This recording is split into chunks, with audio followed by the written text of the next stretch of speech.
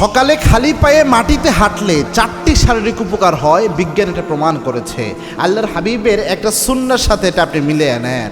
আল্লাহু আকবার। একটা আর্টিকেলে পড়ে আমি অবাক হলাম, এটার মধ্যে আল্লাহ কি নিয়ামত দিয়েছেন। এই সকালের পরিবেশ, আল্লাহর হাবিব সাল্লাল্লাহু আলাইহি ওয়াসাল্লাম ফজরের সময়, ফজরের পরবর্তী যে সময়টা, এই সময়ের ব্যাপারে আল্লাহর হাবিব দোয়া করেছেন, আল্লাহুম্মা বারিক লি উম্মতি ফি বুকুরিহা, হে আল্লাহ পরবর্তী ফজরের পরবর্তী সময়টায় আপনি আমার উম্মতের জন্য বরকত দিয়ে দেন। আল্লাহর হাবিব দোয়া করেছেন, হে আল্লাহ ফজরের পরবর্তী যে সময়টা, ফজরের যে সময়টা, এই সময়টাতে আমার উম্মতের জন্য আপনি বরকত দেন।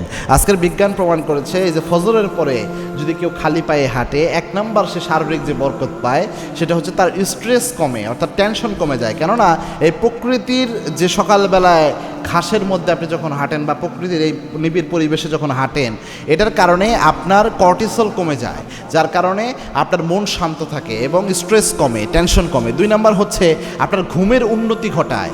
ঘুমের জন্য যে হরমোনটা রিলিজ হয়, এই পুরো হরমোনটা রাতের বেলায় আবার ঠিকভাবে রিলিজ হওয়ার জন্য এটা ভালো কাজে দেয় এবং শরীর এবং মন রিল্যাক্স থাকে, যার কারণে আপনার পরবর্তী দিন ঘুমটা আরও ভালো হবে।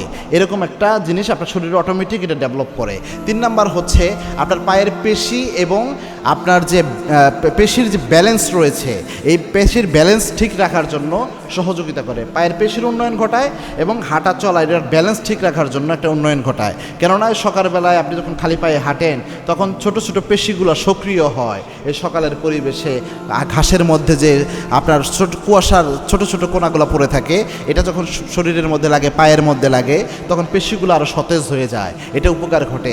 4 নাম্বার হচ্ছে রক্ত চলাচল বাড়াতে এই জিনিসটা সহযোগিতা করে। এই সকালবেলায় এই হাঁটার কারণে স্নায়ু পেশি বেশি কাজ করে এবং রক্ত চলাচল বেড়ে যায়, যা আপনার শরীরের জন্য চমৎকার উপকারী।